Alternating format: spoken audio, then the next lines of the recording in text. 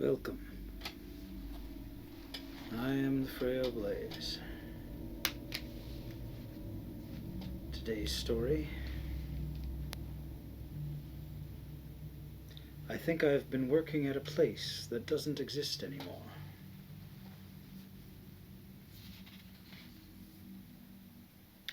Listen, man, the curly-headed giant who stood across from me held his breath and cocked his head. His eyes were very large and vacant, staring off into nothingness. His gaze sat just above my shoulder. I turned to look behind me to see what his eyes were fixed upon. The giant freezer door stood ominously tall. A mess of random stickers littered its surface like neon vomit. I winced at how bright it seemed to be. My flesh warmed and prickled. A soft flurry of hot breaths began to push at the back of my neck. I turned quickly, taking a hasty step backward. The curly-haired man, my boss, stood hunched over, his wild eyes and gaped mouth mere inches away. Still, his gaze stayed fixed upon the freezer door. Suddenly, as though we were being pulled by strings through wet cement, his pupils met mine. Sorry about that. I think I have a migraine. His voice was robotic.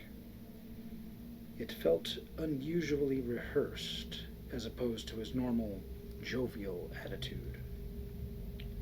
He turned and walked stiffly towards the line before pulling out a tub of diced onions. He reached in the tub far deeper than need be, the white chunks now enveloping his wrist. "You've been working since this morning, or something?" I asked, though my voice came out just above a whimper. I felt afraid, even though the atmosphere of my job had always been so light. He raised his eyebrows, keeping his gaze fixed upon the onion mound. Slowly his hand rose from the tub as he brought an enormous handful to his mouth. The whirring and buzz of the kitchen was soon drowned out by the wet gnashing of raw onion in my boss's mouth. The stench seemed all-encompassing. A minute passed of that wretched chewing. Then another, as I paused to look down at my hands. The red eye in the bird tattoo on my forearm appeared to dart back and forth at alarming speed. I could feel my heart pound against my shirt. I looked back up. The lights overhead casted a harsh glow which made the kitchen appear as though it was made from clay. I darted for the bathroom, trying to keep as much distance between myself and my boss as I bobbed along. He swept his hand in front of me, stopping me in my tracks. "Here, this will make you feel better." His hand hovered over the pit of stinky onions before suddenly plunging in with a startling ferocity. I couldn't help but be enamored by the grotesque spectacle before me. His hand sloshed around the tub for a bit, slinging chunks in the process before excavating yet another large handful of the stuff. He brought the pile just below my nose. My eyes began to well up with tears. I tried my best to swallow the lump which had formed in my throat, though it did little to free the knot. I looked up into my boss's eyes, still vacant, staring at his own trembling hand as chunks of onion began slithering down onto the floor. I, I just need a cigarette. I'll be right back, I blurted as I pushed past the large man, passing that freezer door and skittering down the hallway next to it.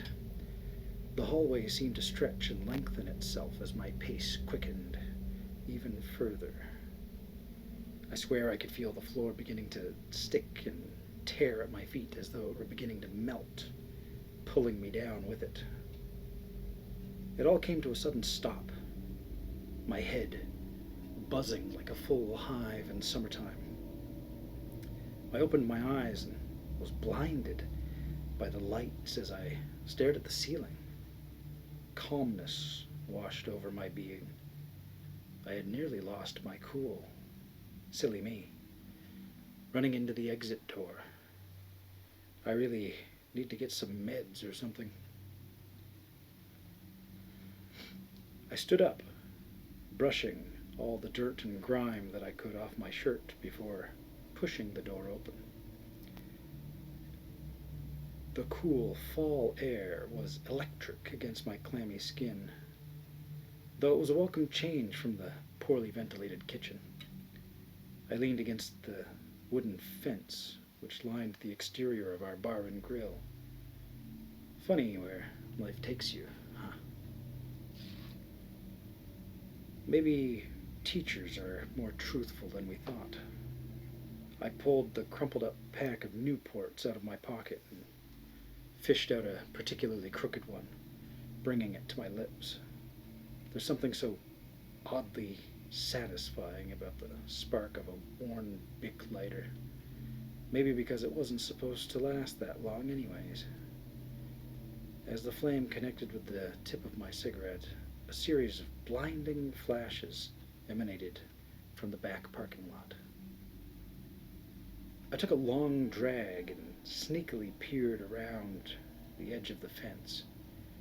My heart beat an unsteady, painful hum. Oddly, the back lot was brimming with cars as opposed to its usual barren state. Even stranger were the hazard lights, blinking perpetually on each of them.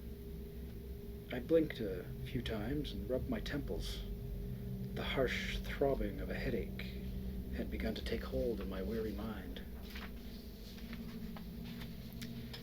A few more drags, and I had finally worked up the courage to truly begin my shift. I pushed the door back open. The lights seemed to have dimmed down some. I walked slowly, calculatingly, down the hallway, and hesitantly peered into the kitchen. My boss stood, hunched over a cutting board, hiding whatever laid upon it with the crook of his elbow. His eyes seemed bloodshot and intense, staring vigorously at whatever it was he was covering. "What you doing, Alan?" I said, in the friendliest tone I could muster. It's hard to seem relaxed when you have to tell yourself to do so. My muscles seemed to ache, the tenseness all-consuming. I swear I could hear his neck creak and whine as his head shifted slowly towards me. His eyes were absolute crimson. Chills ran up and down my spine. I couldn't stop myself. My feet began to tremble and fall backwards as the kitchen started to spin. Deep breath. Deep breath. Deep breath. It's a surprise. The ends of his lips began to pull harshly upward, revealing gummy, plague-etched teeth. My eyes remained glued to him as the environment surrounding his began to grow hazier. The pans hanging from the walls appeared to melt and drip down onto the floor. I rubbed my eyes again. "Will you go get the waitress?" he asked. The more gentle tone I had grown accustomed to seemingly returned. The atmosphere lightened once more as my muscles pushed me through the kitchen and out into the dining room. Empty. The whole place was empty. I scanned the dining room, left and right. The air felt so thick, so joyous and full, despite my desolate surroundings.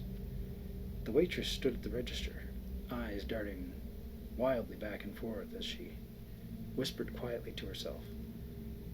Not out of the ordinary for Renee, but I decided to check on her anyway.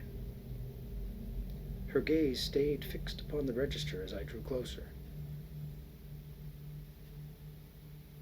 Renee wrung her hands wildly, flexing her fingers in odd, inhuman directions, as her eyes seemed to bulge and dart at an otherworldly speed. Hey, are you... I set my hand on her shoulder, and that's when she began to scream, mournful, echoing screeches that threatened to shatter my eardrums. I recoiled and fell backwards. My body stiffened as it fell against a warm, meaty surface. Two massive hands suddenly collapsed on my chest. The bloody stumps where fingers had once been clawed at me with terrifying fervor. I dropped down to my ass and pushed myself up against the wall behind me. I cradled myself and began rocking. See? See what I mean? My boss boomed, lowering his face to mine and bringing his mangled hands up just below my chin. Streaks of blue danced and squirmed in my vision as that familiar haze took hold once more. I squeezed my eyes shut and tried to hum and drown out those wretched noises. Open your eyes. Open your fucking eyes, he wailed, poking me sharply with his bony knobs, what used to be fingers. Finally, I gave in. I screamed, crying out for help, for my parents, for anyone who would listen. Hey man, are you good? A sudden coolness fell over me. The claustrophobic heat and terror, only a fleeting thing now. My eyelids pulled themselves slowly upward, revealing the dim glow of the sinking sun. I found myself standing, or rather, propped up against a bench on the sidewalk next to my workplace. Only now, it appeared to be empty. Years displaced from any sort of human activity. The white paint which adorned the squatty building was flecked with ashen streaks of black. I turned to the stranger holding my arm, hastily pulling it away from him. "What the fuck happened here?" I said, pointing to the sad building that once was. He turned and studied the building for a moment. His brow furrowed as a solemn weight seemed to pull at his eyes. He cleared his throat. "Gas leak, man. Place burned up last year. 2 people died in that fire." He grabbed my shoulder and gave it a gentle squeeze. "Don't you remember?"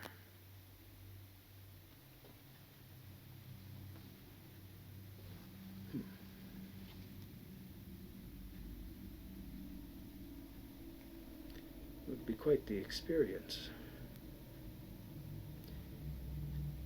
Not sure what to say about this tale. Let me know what you think in the comments below. I do hope that you'll join me again for more frail Blaze tales.